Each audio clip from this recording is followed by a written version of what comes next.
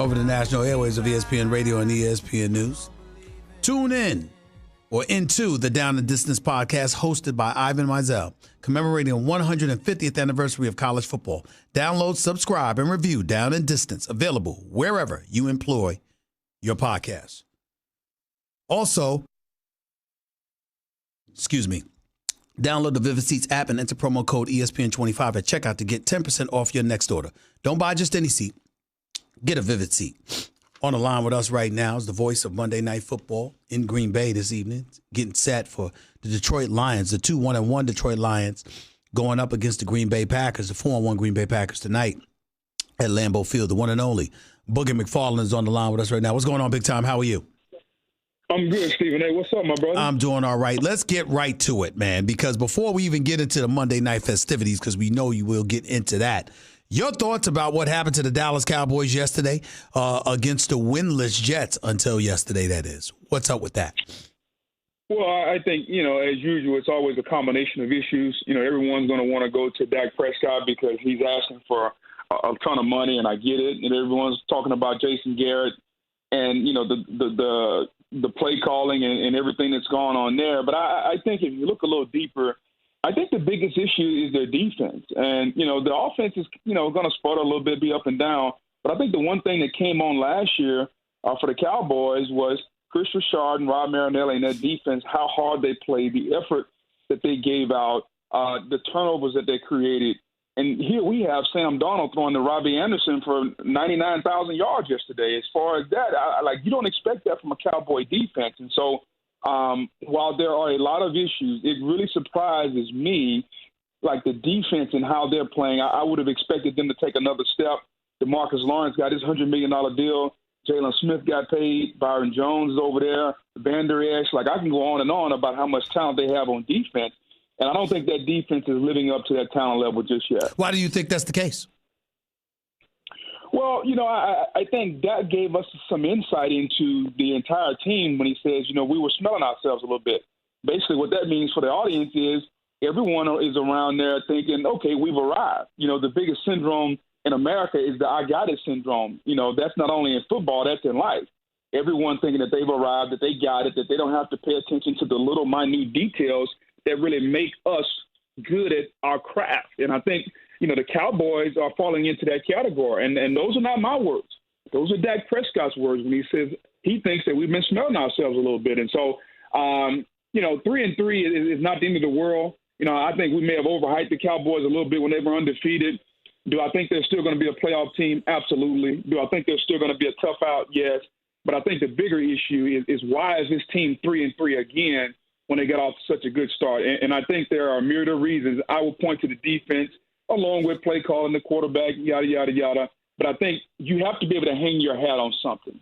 If you look at San Francisco right now, Jimmy Garoppolo is playing good football. Not great football, but good football. But what can they hang their hat on, Stephen A? That defense. That defense has been dominant. It made Jared Goff look like the Jared Goff we saw on Hard Knocks a couple years ago. And so I think if you're Dallas and you pay DeMarcus Lawrence and you have Robert Quinn at the defensive end spot you got from Miami, you expect that defense to perform the way San Francisco's defense is performing. And right now it's just not. Looking at falling right here with Stephen A., ESPN Radio, ESPN News. Do you think this is going to hurt Dak Prescott in his contract negotiations? No, I don't. Nor did I think that the 3-0 start was going to help him. I think Jerry Jones and Stephen Jones have a number in mind that they're willing to go to, and they're not going to change on that number. And so when, we were saying that, man, Dak is making more money by the minute, and I was guilty of it also. I'm the first guy to throw myself under the bus. I was guilty of it. But I think based on everything that I've been told and everything that I've read and my sources, they have a number in mind that they want to give Dak. And regardless of what Dak does on the field, they understand his worth, and they're not going to change off that number. So I think when Dak signs, it's still going to be $30+ million. It's still going to be $100 million guaranteed, but it's not going to be the $40 million that some of us pundits have been throwing out there and kind of subscribing to. Boogie McFarland right here with Stephen A., ESPN Radio, ESPN News, getting set to call Monday night's football game between the Green Bay Packers hosting the Detroit Lions at Lambeau Field tonight. You brought up the San Francisco 49ers, and you brought up that defense and how it's looked. We've seen how they look. We've seen how Seattle has looked off to their best start since 2013. We see what the Carolina Panthers have looked like with Christian McCaffrey, a leading candidate for league MVP honors.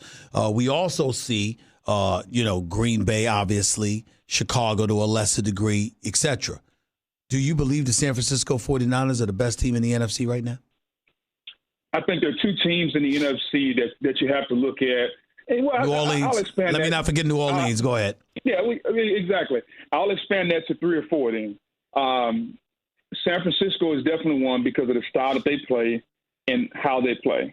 I think New Orleans, when Drew Brees gets back healthy, if Teddy Bridgewater can go undefeated and they can win these games with that defense playing the way they're playing, imagine what they're going to do when the offense is just going to open up more when Drew Brees gets back. So I think you throw New Orleans, you throw Seattle in there with the way that Russell Wilson is playing, and then the Green Bay Packers.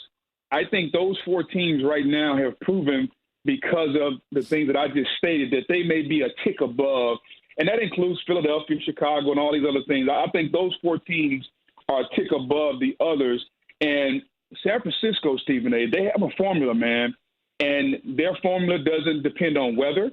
Their formula doesn't depend on stadium, doesn't depend on the type of surface they're playing on. Their formula will travel, and it'll go against anybody, anytime, anywhere. And so you better get used to it. You better get used to a defensive line that has 6 or 7 guys deep that can dominate your offensive line. They made Sean McVay look at Jared Goff like, hey, have you reverted back to the guy from a few years ago? San Francisco is for real. And I think the same thing can be said for Green Bay because of their defense. With Zadarius Smith and Preston Smith in Green Bay, people around Green Bay, Stephen, they've been talking about the defense more than Aaron Rodgers since I've been up here. And that's unusual when you come to Green Bay. Booker McFarland, as I stay within the NFC, and one of the things that's alarmed me is what I've been seeing from the Philadelphia Eagles.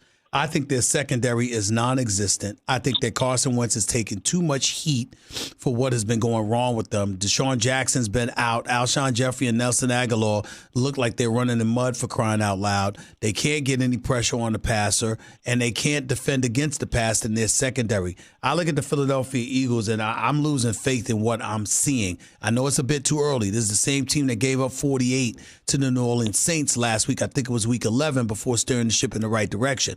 But how they're looking right now is incredibly alarming. It's very alarming, especially with their secondary. And if you think about it, Stephen, this secondary has been shambles for the last 2 years. So I get it. Carson Wentz is playing well. He can't throw it and catch it. Some of the receivers got to catch the football.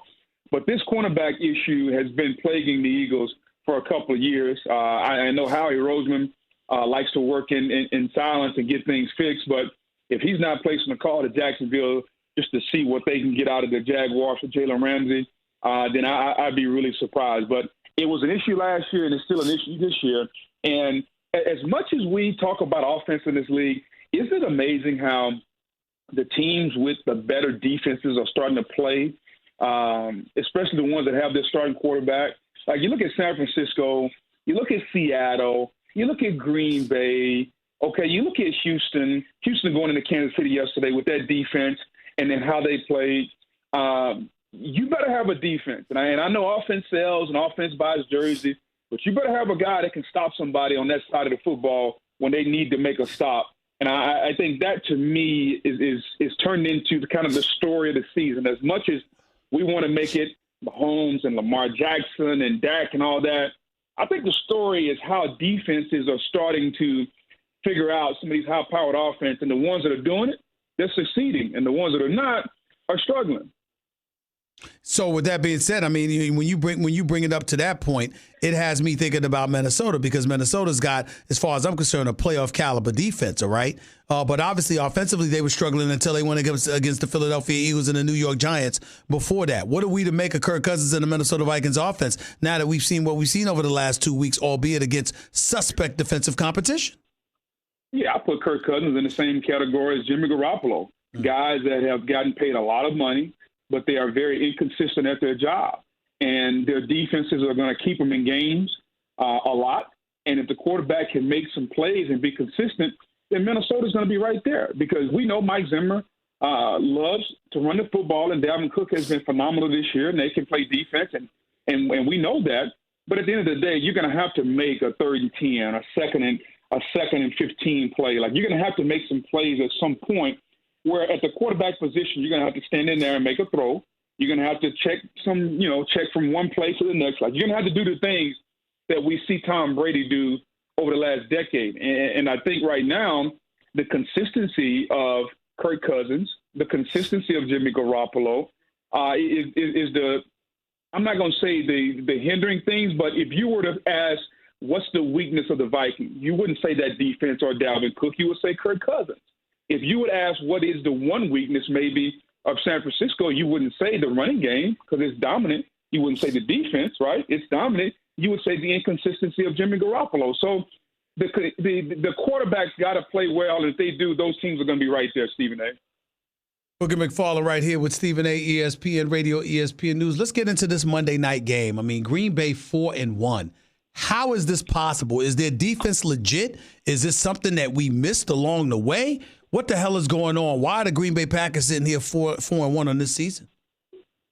It's amazing when you can change the culture of an organization and everybody kind of pick up on it. You know, I got to Green Bay, Wisconsin. First of all, you know, Boog don't like the cold weather, so I was a bit annoyed that it had turned cold up here. But you walk around the facility, and there are two names that get mentioned more than Aaron Rodgers around here. As a matter of fact, Aaron Rodgers mentioned these two names, Zadarius Smith and Preston Smith. What they did when they got here is they led an attitude change on this team, which kind of bled over to the offense, which kind of bled into the secondary, which kind of took over the building. And that defense is playing with renewed energy.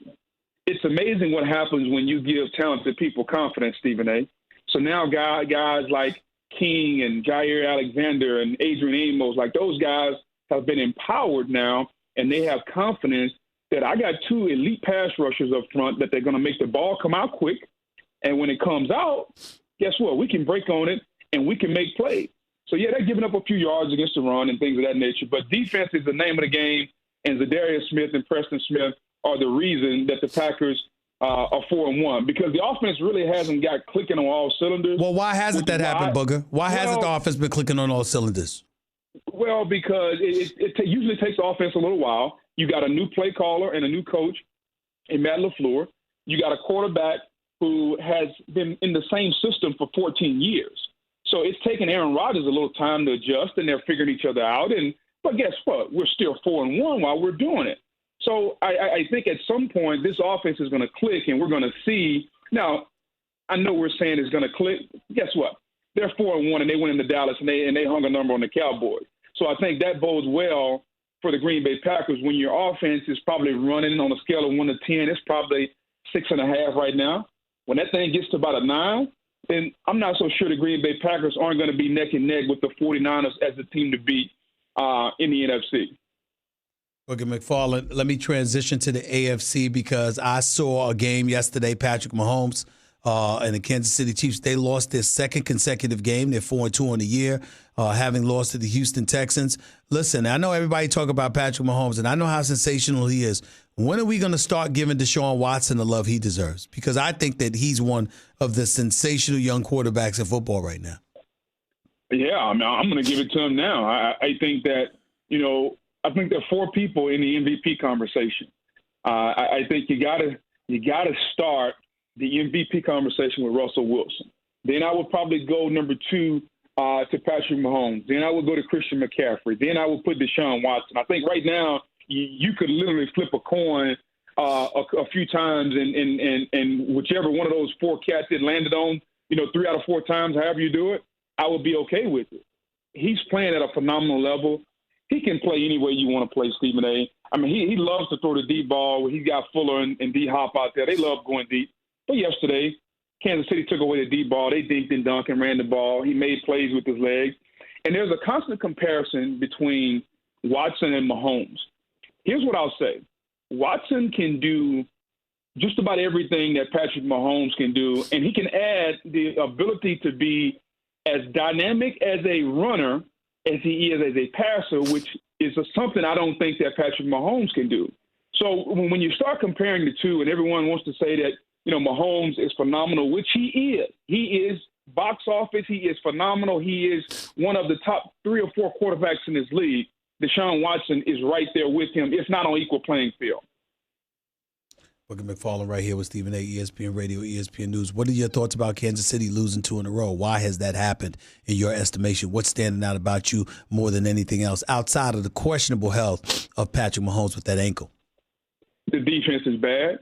You know, you want to blame the defensive coordinator, Bob Sutton, last year. You fired him. You bring in Steve Spagnuolo. You bring in the Honey Badger. You trade for Frank Clark. The defense is going to be better, and the defense is the same. It's really simple. Bottom line, like nothing's changed. They can't stop the run. So what are teams going to do? They're going to line up and run the football against you, keep Patrick Mahomes on the bench, control the time of possession. It's not a secret. Go back and look at the last 2 games they've lost, look at the time of possession, and look at the rushing yards allowed. That's the secret. Their defense right now stinks. And until the defense gets better, it doesn't matter how much Patrick Mahomes does, because he can't do it on the bench sitting next to Andy Reid. Well, if that's the case, we know New England, that's a given. Who has the potential to meet New England and knock off Kansas City, whatever? Do you give the edge to Houston? Do you give it to Baltimore? Who do you look at right now? I trust, other than New England, and I'm not going to discount Kansas City because they are still for real as long as you have Patrick Mahomes.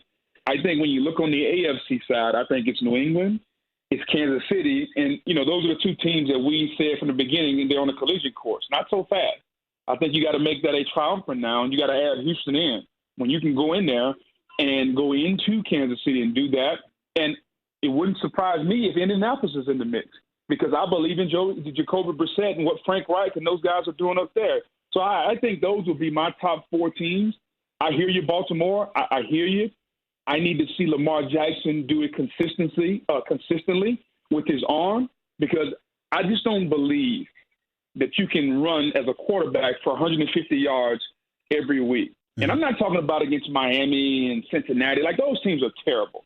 Cincinnati and Miami hadn't won a game this year, all right? Mm-hmm. Talk to me when you play teams that you're going to see in December and January that are playing for something. Okay, that's what I want to see. That's why I'm not ready to add Baltimore to those other 4 teams just yet. But is it the fact that you're a dual threat, particularly in January, where inclement weather is something that you run into, unless you're playing inside of a dome, that can end up working to your advantage because of your ability to move the chain with your feet, not just your arm? Isn't that a plus? It is a extreme plus, Stephen A., but you can't do it. That can't be your only weapon. And if you go back to the Pittsburgh game, when Baltimore played Pittsburgh a week ago, I mean, Lamar Jackson struggled. He threw 3 picks, and he struggled throwing the football against a, dare I say, pedestrian Pittsburgh defense. But Pittsburgh is better than Miami. Pittsburgh is better than Cincinnati. So now what do you do when you go against Seattle? What do you do when you go against New England? What do you do when you go against some of the defenses that I think are in the top 15? Like, he's going to get a real test this week. I think Baltimore is at Seattle, right? Okay. I think we'll learn everything we need to know about Lamar Jackson after that game.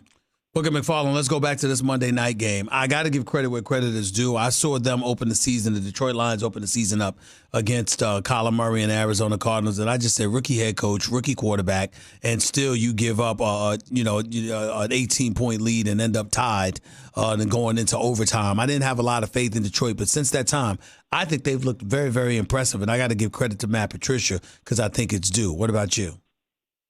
He's doing an outstanding job. It's amazing to watch someone come from the Bill Belichick tree. Now you come and you're trying to institute your own character, your own personality, your own culture, and just watching the players buy in. Detroit is a hard-nosed, physical football team, and it's starting to take the personality of their head coach. Matthew Stafford is elite. If you haven't watched him, because Detroit's not on TV, they're always on the 1 o'clock regional game. Watch tonight because he is elite and he's playing more efficiently. And I think tonight we're going to see 2 of the top 10 quarterbacks in football who can throw the ball from any arm slot, any arm angle. They can throw it anywhere on the field, and it should be a treat to watch tonight. Booker McFarland, appreciate you, man. We'll talk soon, man. Enjoy that Monday Night Football game. You know I'll be watching, listening, and learning. Thanks a lot, my man. Anytime, Stephen A. Appreciate you, man. All right. The one and only Booker McFarland right here with Stephen A., ESPN Radio, ESPN News, 888-SAY-ESPN. It's 888-729-3776. More of the Stephen A. Smith Show with your phone calls and more coming your way in a minute. By the way, when it comes to hiring, you don't have time to waste. You need to get to your short list of qualified candidates fast. That's why you need Indeed.com. Post a job.